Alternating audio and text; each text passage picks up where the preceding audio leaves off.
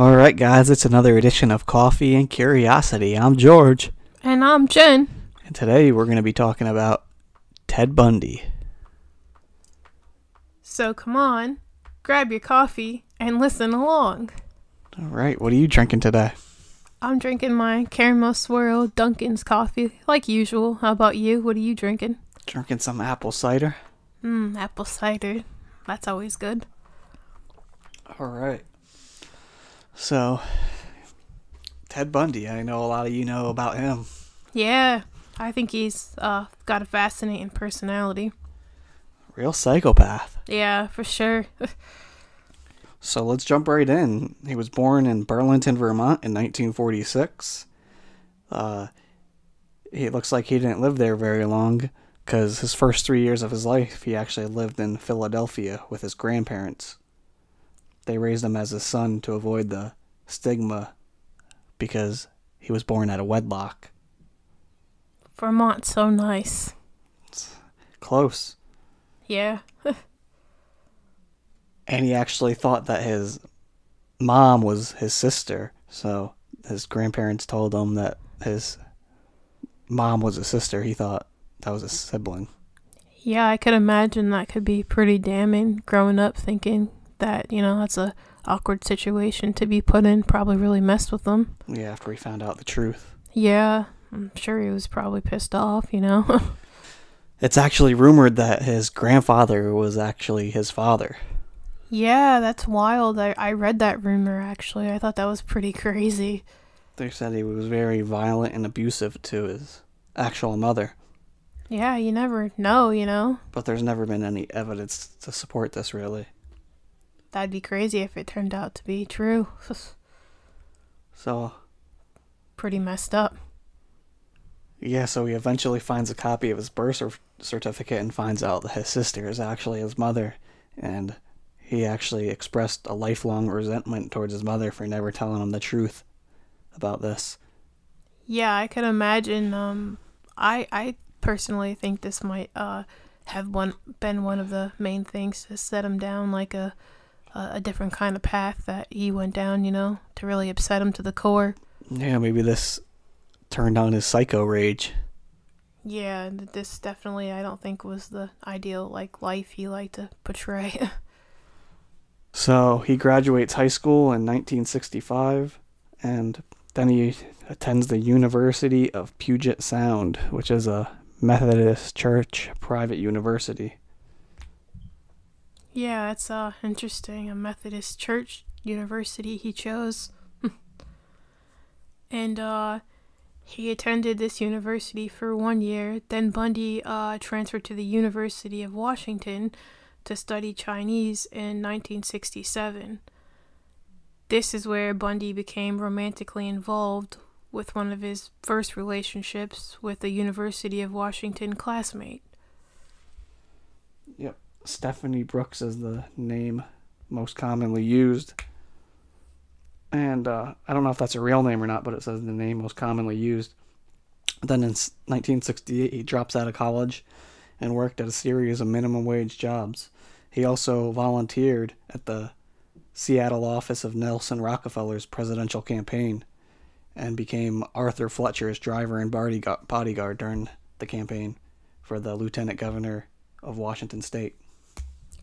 Yeah, I thought that was pretty interesting. He seemed to have a lot of different roles doing different things and just volunteering to do some of these things. Seemed like Bundy was at times all over the board, but he always managed to do things and seemed very charismatic to people. Yeah, he was out there politicking, living life, seems like. I remember hearing him in an interview talk about that girlfriend, Stephanie Brooks, and it seemed like he really, really cared for her when he was explaining the relationship they had, but eventually I recall Bundy saying that he didn't feel like he was adequate enough to be her partner because she was from a more upper class lifestyle. And Bundy didn't feel like he could provide her with the things that he thought she was expecting of him. I think this might have took a toll on Bundy because he felt not good enough, and it seemed as if he wanted to be more like this girlfriend and live that kind of lifestyle as well, as though like he looked up to her. Yeah, that's why I said he liked the campaign politic lifestyle, because it made him feel upper class. He was out going to dinners with these guys, and he felt like one of the crew. Yeah, he was mingling among these more upper class people and politicians, and I think he felt like he had a chance to fit in there, and that's kind of how he saw his life going and what he wanted to be like. And then in 1968, Brooks ends the relationship with him, and actually a psychiatrist, Dorothy Lewis, later pinpoints this could be the pivotal changing point in his development. After this rejection, he gets devastated and travels to Colorado, visiting relatives in Arkansas and Philadelphia, so he's going all over the place. And he actually enrolls for one semester at Temple University. Yeah, it seems like we're seeing a trend of Bundy not being able to be very stable at different universities and kind of switching roles and trying to figure out who he is and stuff, you know? Yeah, and it wasn't until around this time in 1969 that they believe that's when Bundy visited his the birth records office in Burlington, Vermont, and confirmed his true parents. And I'm sure this had a huge toll on him, along with breaking up with that girl, so he probably really was going through some sort of crisis of maybe not being good enough, you know? Yeah, all this stuff hitting him at once, and he's just going off the rails here. Yeah, because it always seemed like Bundy liked to portray to people he had a great life, and, you know, like nothing was ever really that wrong. Yeah, I think it was one of his classmates was saying something like he wasn't that good at sports, and he wasn't very athletic, and he wasn't really in the popular group, but he portrayed himself in the jailhouse interviews. He was talking about how he was good at sports and was friends with all the popular kids. It's like he wanted to believe he was something that he wasn't. Yeah, it's almost like at times Bundy would disassociate his real self from the self that he wanted to be, or the self that he portrayed to others. Like he was ashamed of who he was or something. Yeah, he always, and it's known too that like he never divulged too much information about his past growing up or anything besides more like the positive things. Yeah, he was always Mr. Positive, always had the good stories. Yeah, makes you kind of wonder if something had happened to Bundy when he was younger that he just never really told anybody about, which could have affected him later on. Yeah, so all this stuff is going on, and when did he start killing? We don't really know specifically when his first kill was. Yeah, I wonder, although we did learn about that interesting story of when he was younger. Some of the only information I think that people might know about when he was younger and peeping in that girl's window. Yeah, one of his childhood friends that he met on his paper route that he had as a kid, he was actually caught looking in her window before and doing some weird things, and then she ends up missing, and nobody's ever found her to this day. This could be his first victim. And nobody suspected him, of course, at that time. Yeah, nobody connected those dots at that time. Even though it was kind of weird, he was caught peeping in her window, but they probably just figured it was young boy thing or something. But I might think that he probably did very well have something to do with this. Could be. He could have been a psychopath from the very beginning. And just hit it very well, as we've seen that he was able to do throughout his life as he got older. He was able to blend in with everybody pretty much. Yeah, the guy's like a chameleon. Like he said, these murderers, these serial killers ain't these average weirdos or something you see walking around. They're the people that just blend in right with you. Yeah, he made an interesting comment that society wants to think that they can pinpoint these murderers and people who do bad things, but in reality they can't, because they're everyday people walking among us and we really can't pinpoint them out. Yeah, they could blend in so well. Just like he did. Yeah, and he even had the judges during his one trial. The judge seemed to like him. Yeah, I thought that was interesting. The judge did show some like charismatic behavior towards him and give him like these little backhanded compliments here and there throughout the trial. He would laugh at his jokes, and Bundy was loving people laughing at his jokes during the trial, laughing at his antics. He was the center of attention finally, like he wanted. Yeah, it definitely seemed like he liked the attention, and he wanted to be the top lawyer in the trial and have all the attention on him, although he wasn't. And because of this, it seems like he made some vital mistakes, which ended up affecting his trial. He even actually fired his one lawyer during the trial when his lawyer was actually doing a good job in questioning that lady, one of the witnesses. That lawyer did a very good job for Bundy defending him and discrediting the witness on the stand. Bundy then lashed out at his lawyer and fired him on the spot. Yeah, he was upset that that guy did a good job, it seemed like. Like, Bundy just wanted the attention. Yeah, like that lawyer was taking the shine away from Bundy, and he got jealous, and he had one of those impulsive reactions he would have sometimes in the courtroom that we would see, and he made an impulsive decision, and he fired someone that was helping him a lot, which was kind of bizarre because, I mean, I don't think he was that competent enough to really help himself. I think he thought he was a better lawyer than he could have been, since he wasn't really a lawyer yet. Yeah, he even made some comment there, like, oh, some lawyers try to take all the attention. Like, he doesn't realize his life's on the line here. I don't think you want to care about this lawyer taking the attention. I think you want to care about him doing a good job defending you.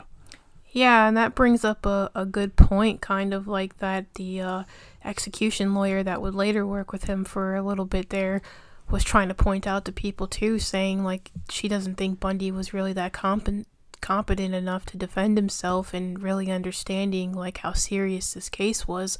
As you could see, like throughout his trial, he would make these weird impulsive decisions and like lash outs, and it just seemed like he wasn't really taking it all that serious. And then looking back, it does kind of make you wonder, like, did seem like such a smart guy at the same time, and he was able to carry on basically two lives for a period of time. But throughout the trial, you do see his personality type change, and you see him make these weird impulsive decisions that are affecting him negatively. Yeah, he's not making the greatest decisions for his trial. And even his other lady lawyer that was helping him said Bundy would make decisions that would always benefit the state. Yeah, he's making these bad decisions. And so let's talk about his killings a little bit, his murders. Nobody knows when he started, how he started. He really doesn't give he never gave a clear answer. And a lot of the answers that he did give, a lot of professionals think he was just lying and making up stories the whole time. Yeah, I heard that as well, especially after his death. They come to find out that some of the stuff that Bundy had confessed to right before he was executed, they come to find that led them nowhere, and they think he was lying about his confessions. Yeah, he told them where bodies were buried and stuff. He chopped their heads off or something, but they went to go look, and there was no bodies anywhere around there. Yeah, it didn't lead them anywhere, so his information he gave wasn't helpful, and they kind of assumed that Bundy was just lying to them and not really giving them the full information. Yeah, so they think all his tales could be lies. All his stories could be lies. They don't know when he was telling the truth, when he wasn't. They just don't know. There's no real clear answer on that. Yeah, and it kind of seems like something he was doing throughout his criminal career or whatever, is kind of just putting disinformation out there about his crimes, never really confessing to the full truth of anything. Yeah, he admitted that his first crime, or his first kidnapping, happened in 1969 in Ocean City, New Jersey, but he didn't kill anyone at that point. But we don't even know if that's true. Yeah, a lot of mystery surrounding Bundy and his honesty and what his body count really is. Because then he later told a psychiatrist, or a psychologist, Art Norman, that he killed 2 women in Atlantic City in 1969. So he told one person he just kidnapped somebody in 1969. Now he's telling somebody else, well, I killed 2 people in 1969 in New Jersey. So what's the truth, Bundy? Yeah, what's the truth here, you know? I don't think we'll ever find out exactly. No, he's dead. There's no one to tell his story now. He took his secrets to the grave with him. One last fuck you to law enforcement. Yep, one more. I'm not telling you nothing. He sent them on a wild goose chase to those places to look for those bodies. He was probably cracking up thinking about it. Yeah, he probably got off on that. But his first known crime at that time was in a basement apartment of 18-year-old Karen Sparks. She was a dancer and a student at the University of Washington. After bludgeoning her senseless with a metal rod from the bed frame, he sexually assaulted her with the same rod. She was beaten so badly she was unconscious for 10 days, but survived with permanent physical and mental disabilities. In the early morning hours of February 1st, Bundy broke into the basement room of Linda Ann Healy, another University of Washington undergraduate who would broadcast the morning radio weather reports for skiers. He beat her unconscious, dressed her in blue jeans, a white blouse, and boots, and carried her away. Strange. Yeah, it seems like a very odd, strange thing to do. I would sometimes wonder if Bundy targeted these seemingly younger, pretty women because maybe he was mad at his mom for that lie that was told, and he just targeted women, and then his first girlfriend when he felt rejected. Yeah, I think he was targeting women that kind of looked like his first girlfriend. Yeah, they said they all tended to look somewhat alike. Seems like he had a rage towards women. Yeah, remember he said something like he didn't really know what to do with women or something? Yeah, he said it's not that I wasn't attracted to him or I didn't like them. I just didn't know what to do with them. So I guess this is what he figured he would do. Really sick. Yeah, very sick and twisted. So during 1974 here, these college students, female college students, are just disappearing. Every month there's one or two going missing. And then here comes March. On March 12th, a 19-year-old student at the Evergreen State College in Olympia, which is southwest of Seattle. She left her dormitory to attend a jazz concert, but never arrived to the concert. On April 17th, Suzanne Elaine Rancourt disappeared on her way to her dorm after an evening's advisories meeting at Central Washington State College. Two female Central Washington students later came forward to report encounters, one on the night of Rancourt's disappearance, the other 3 nights earlier, with a man wearing an arm sling asking for help carrying a load of books to his brown or tan Volkswagen Beetle. On May 6th, Roberta Kathleen Parks left her dormitory at Oregon State University. It's about 80 miles south of Portland to have coffee with her friends at the Memorial Union, but she never arrived. So all these students are just going missing here and there, heading out to places but never arriving. Yeah, it makes me wonder if he was stalking them before he attacked them. Yeah, I don't know, but I think he was just pulling up to these campuses and the dorm rooms and just seeing a girl heading out, and he's like, oh, I'm going to go follow her. Yeah, it's like he came up with these unique schemes of making himself seem incapable of doing things, like wearing a arm sling and reaching out for help so the girls wouldn't feel threatened. So you could tell he had well thought out plans there. Yeah, that's what he did at Lake Sammamish too. Remember, he had his arm sling saying he had a broken arm, and he was asking girls for help loading his boat.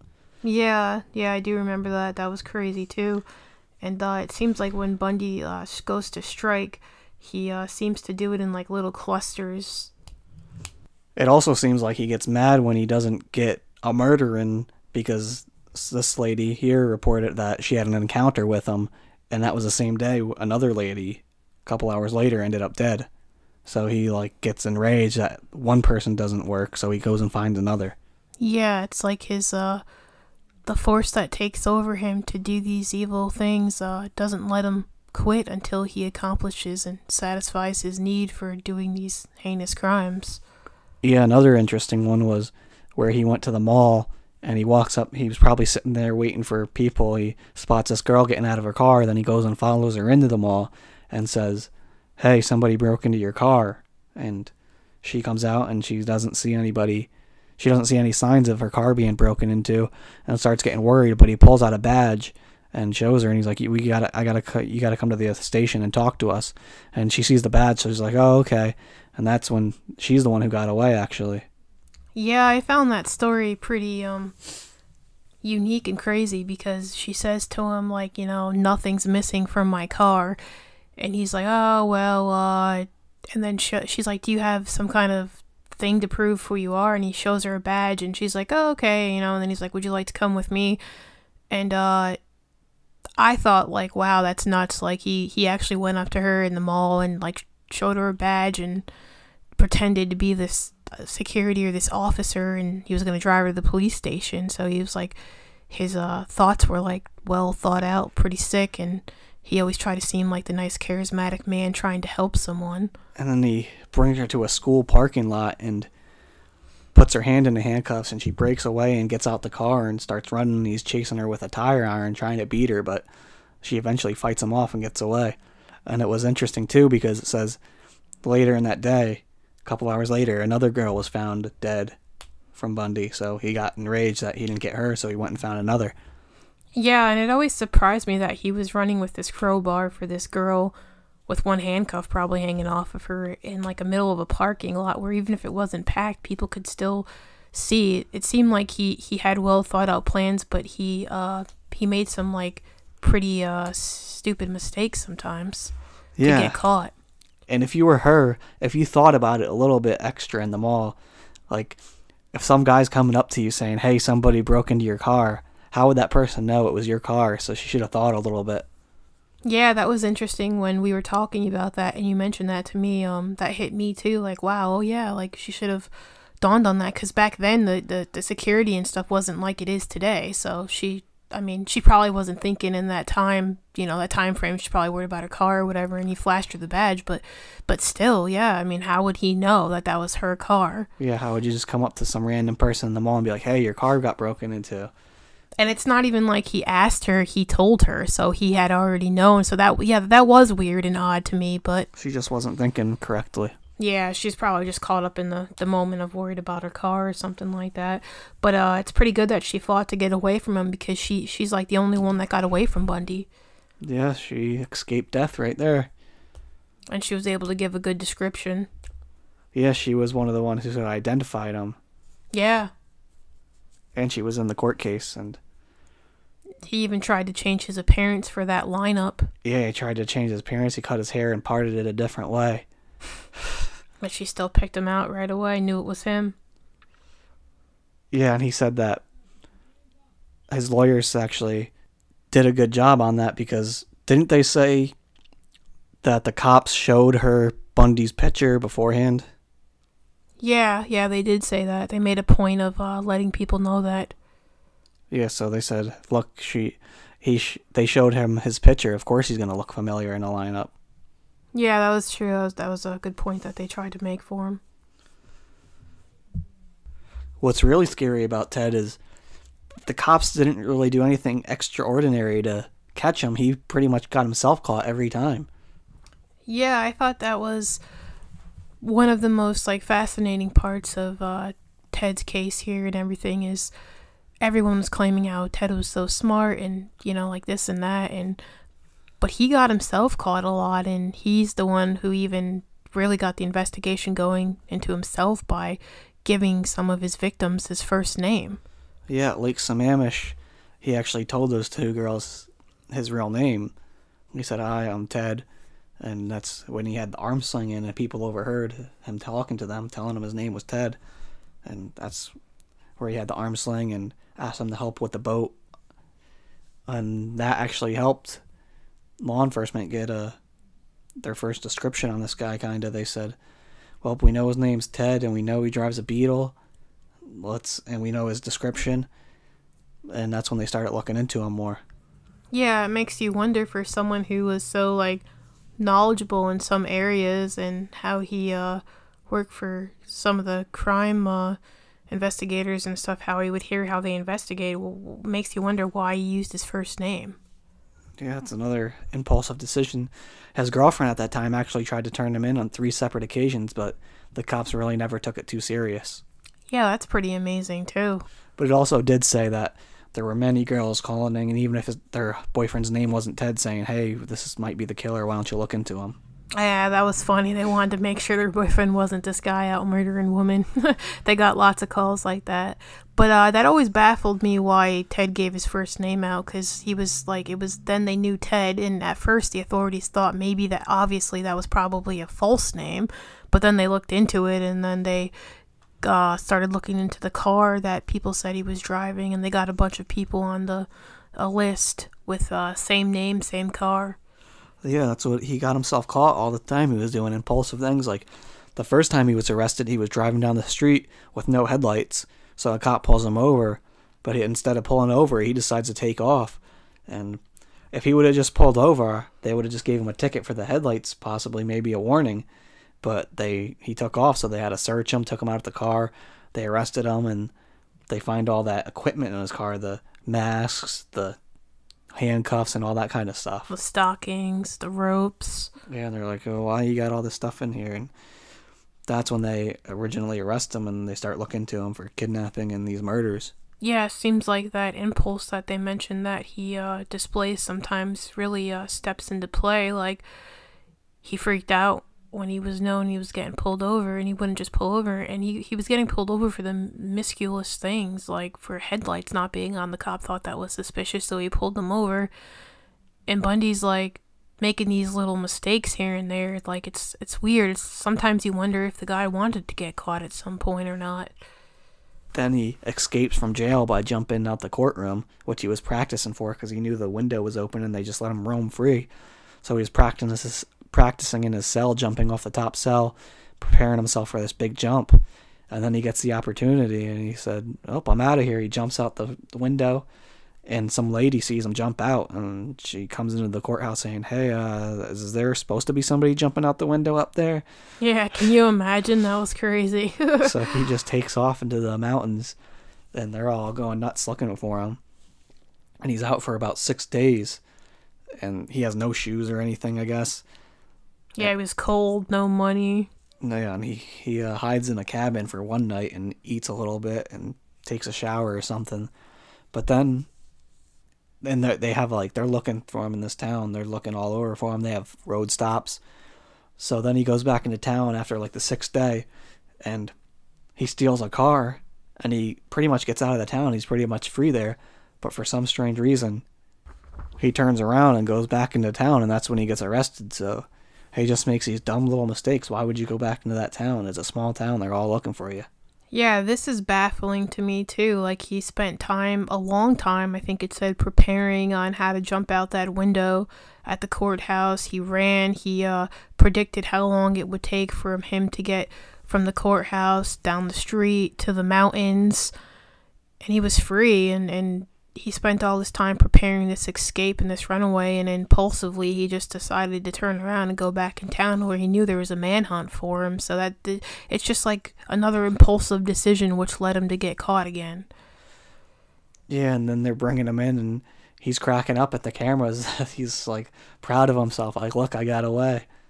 Yeah, he displays some odd behavior throughout whenever he's on camera. Yeah, he was loving the fact that he got away. People were saying, the psychologist said, that he was, really proud of that. He just was bragging about it. So it's he just likes the attention. Yeah, I mean, it's like he didn't even care about staying away for that long. He turned around and went back into town. Yeah, that was a really dumb mistake. And then his trial happens. He gets life and the death penalty. And he actually escapes from prison again. He drills a hole in his ceiling, and he just walks straight out the front door. Yeah, he methodically lost weight to fit through this hole in the ceiling of his cell. He climbed up through one of the apartments that were there for one of the jailers, gets into their clothes, their uniform, and walks right out the front door of the jail. Yeah, this time he's actually missing for a lot longer. He finds his way all the way down to Florida. He gets to Florida, and he said, one thing he said, he remembers he's just laying on the beach in Florida and going, I'm free. This is the life. This is how you spend the summer right now. I'm in Florida. He was loving it.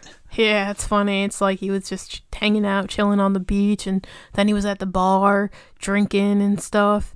And I think I remember, too, one of the reasons why he went down to Florida was because he figured it would be easier to live there and the warm climate with him not having much money and stuff like that. Yeah, it was a lot easier for him to get around and be warm instead of being up in those freezing temperatures up there in Washington. So he always methodically had a plan to escape, and he carried it out, which is interesting. Yeah, and then he actually gets arrested. He gets pulled over, and this time he has a fake ID. And he won't tell them who he is because he gets arrested as this guy, whoever he has a fake ID of, Rich something or something like that. And it worked for him at first. Yeah, it worked for him at first. He almost got out, but the guy ends up realizing that like somebody tells him, "Hey, they said you're arrested. What happened?" And the guy calls into the jail and's like, "Hey, I'm not arrested. You got the wrong guy." Yeah, can you imagine? He's like, "Hey, that's not me. I'm not in jail." So then they're like, "All right." They go to Bundy. They're like, "Who are you? You gotta tell us." And he just refused to tell them for a long time, and they just couldn't figure it out. Yeah, and his lawyer was trying to get him bail to be able to get out, and I think he would have got bail if that guy never would have called in and said that wasn't him, because the judge said, "Well, I can't give you bail unless you tell us who you are, so you're going to remain in jail." Yeah, and then he just, after a while, he finally tells them, "All right, I'm Ted Bundy." Yeah, and he only told them that because he wanted to call his his ex-girlfriend at the time. Yeah, he traded that to turn himself in, which is weird. Yeah, another impulsive, quick decision for something to satisfy his need, it seems. He makes these weird, quick impulsions throughout. We thought it would be kind of interesting to look into his personality a little bit and what kind of mental illnesses or something he could have. You want to talk a little bit about that? Yeah, sure. I mean, I thought, I originally remember thinking it's interesting that Bundy graduated with a bachelor's in psychology, and he later attended law school, and he was a law school student. And so he carried on basically these two separate lives for a while that didn't collide up until they did. It was also interesting that Bundy worked as a social worker for a period of time as well. It seems like he had one personality that had these goals and aspirations and wanted to do good, like he used to see himself. And then he had this other side to him that was just this force drawing him to do these awful crimes and stuff. So I got to wondering, what did Bundy have? What mental illnesses, if any, did Bundy have? And what was going on with him?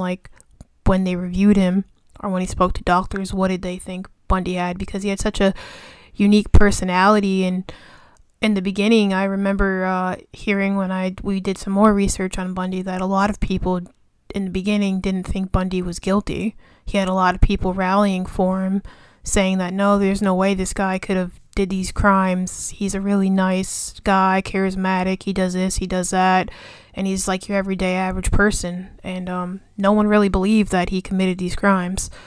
So we looked into his mental health and his mental illness, and what professionals had said that they thought Bundy could have had as mental illness disorders. Yeah, one of the ones that was interesting was his antisocial personality disorder they believed he had. Yeah, I found that one really interesting as well, too, because at first I was thinking back to his trial where he seemed like he wasn't shying away from the jury, and he was standing up talking, and he was always smiling at the cameras on TV. So at first I thought this didn't fit, but then as we looked into it more, it seemed like it did fall into place for him. Yeah, there was some psychologists at the University of Kentucky that did a study on this. On Bundy's mental health back in 2007. And what was interesting is almost all of them agreed that Bundy had antisocial personality disorder. And in fact, nearly 80% of the team believed Bundy was prototype, which means basically a perfect example for personality disorder, antisocial personality disorder. Yeah, they said he checked off all the criteria for the antisocial personality disorder. And they're referring to the criteria of antisocial personality disorder that is outlined in the Diagnostic and Statistical Manual of Mental Disorders, the DSM-5, which is basically the psychologist's Bible on what they use to diagnose clients. And some of these symptoms of ASPD include egocentrism, acting on personal gratification as opposed to the law and societal norms, lacking empathy and remorse, incapacity to maintain mutually intimate relationships, often using coercion and intimidation to control others, antagonism, manipulative, deceitful, callous, and hostile, and lastly, disinhibition. This means irresponsible, compulsive, and risk-taking. And so after reading these symptoms, it made a lot of sense that they would all think that Bundy definitely had this. He displayed a lot of these symptoms throughout his trial and throughout his life, so it did make sense after that. Yeah, definitely. Seems like a good fit for him, even though you wouldn't think that. Yeah, at first, definitely not. I was thrown off. I was like, really? It didn't seem like that. But then once you get into like what it actually means and the symptoms, he definitely fell into that, I feel.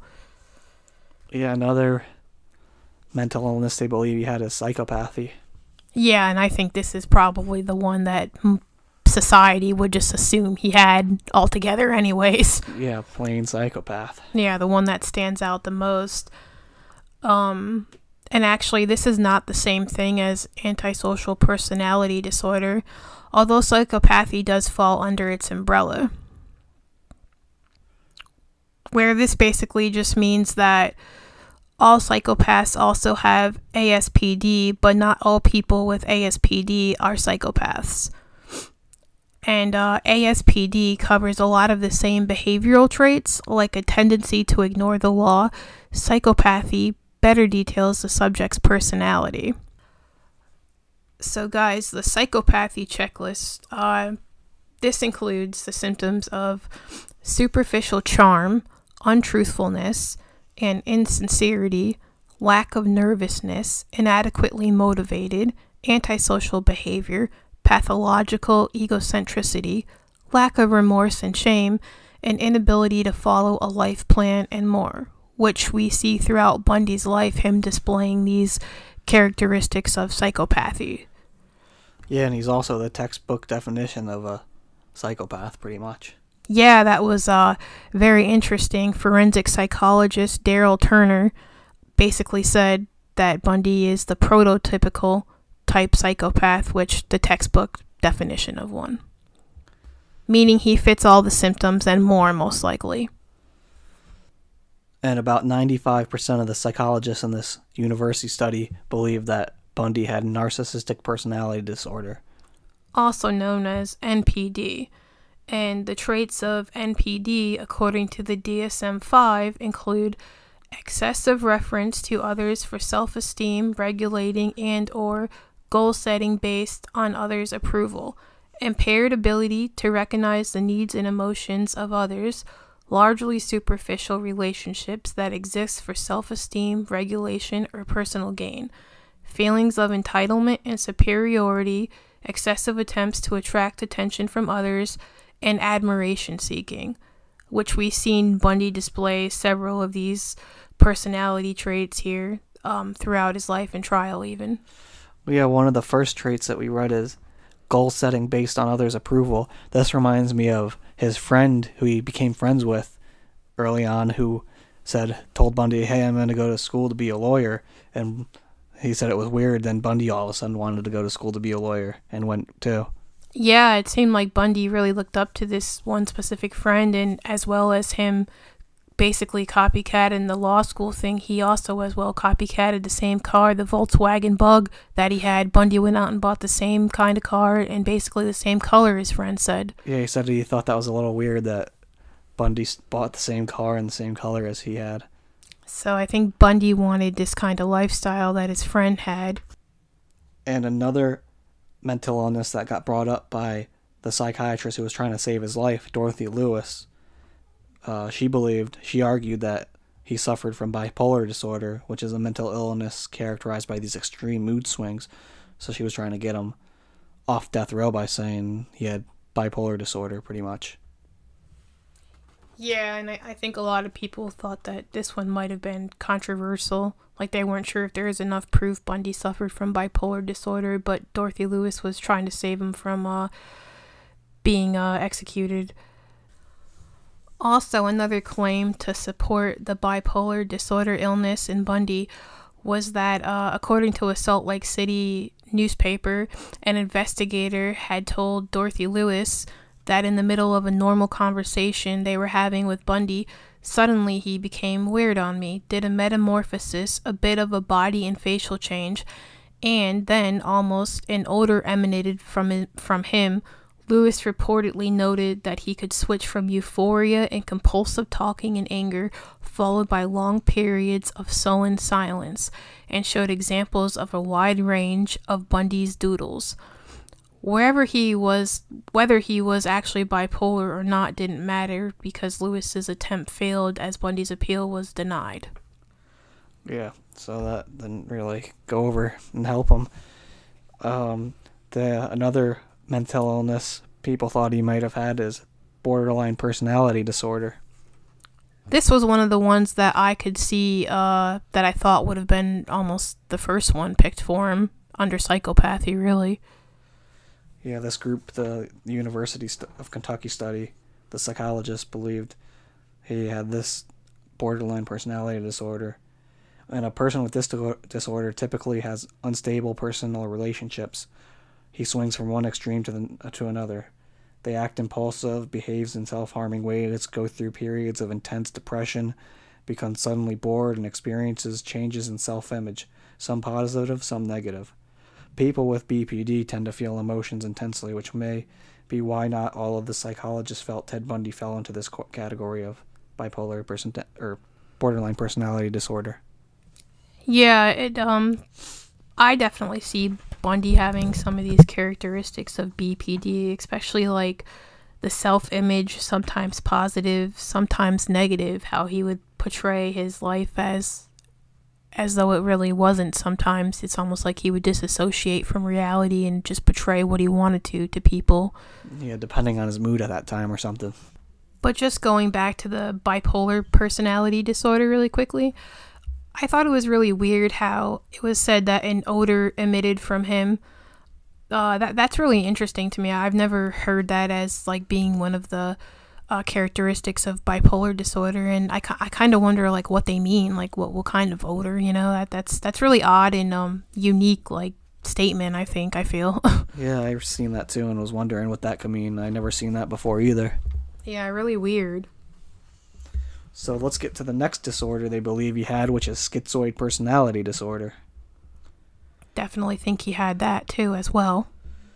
A little over 50% of the psychologists in the study labeled him as having this disorder.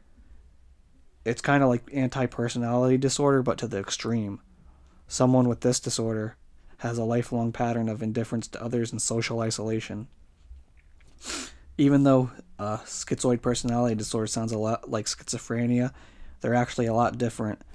A person with SPD is in touch with reality and makes sense when they speak, which Bundy, as educated as he was, certainly did, while schizophrenia involves delusions, hallucinations, and disorganized speech, which Bundy didn't show too much of.